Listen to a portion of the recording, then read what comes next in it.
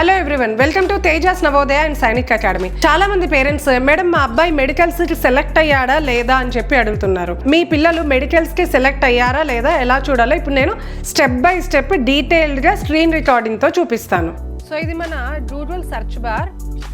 ఇందులో AISSAC అని చెప్పి మనం టైప్ చేయాలి. చూడండి, AISSAC. ఇక్కడ మనకి ఓపెన్ అయిన తర్వాత మనకి కొన్ని లింక్స్ ఓపెన్ అవుతాయి. ఇందులో ఫస్ట్ లింక్ మీరు క్లిక్ చేయండి. నేను ఫస్ట్ లింక్ ఓపెన్ చేస్తాను. ఇక్కడ మనకి వెబ్సైట్ పాలసీ ఇలా వస్తాయి. ఇందులో రైట్ సైడ్ టాప్లో సైన్ ఇన్ అని ఉంది కదా, సైన్ ఇన్ క్లిక్ చేయండి. సైన్ ఇన్ క్లిక్ చేసిన తర్వాత చూడండి, ఇక్కడ మీ యూజర్ నేమ్ అంటే మన అప్లికేషన్ నెంబర్ అంటే పాస్వర్డ్ ఎంటర్ చేసి క్యాప్చా ఎంటర్ చేయండి. ఇక్కడ ఇందులో user name, password and captcha enter చేశాను నేను.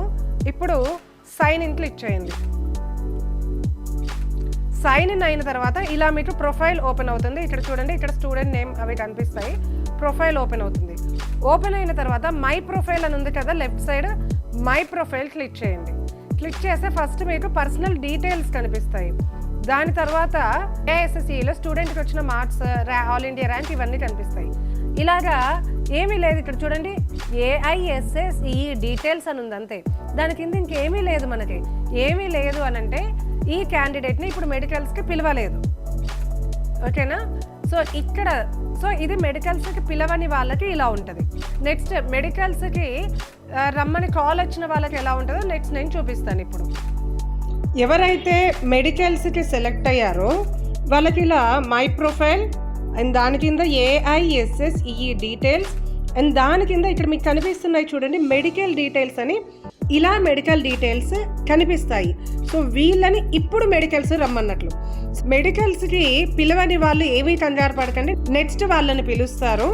మీరు ఇలా మీ ప్రొఫైల్ వెరిఫై చేస్తూ ఉండాలి. సో అర్థమైందిగా పేరెంట్స్, ఎవరైతే మెడికల్స్కి సెలెక్ట్ అయ్యారో ఆ స్కూల్ మీకు ఇంట్రెస్ట్ ఉన్నా లేకపోయినా ఖచ్చితంగా మీరు మెడికల్స్కి అటెండ్ అవ్వాలి.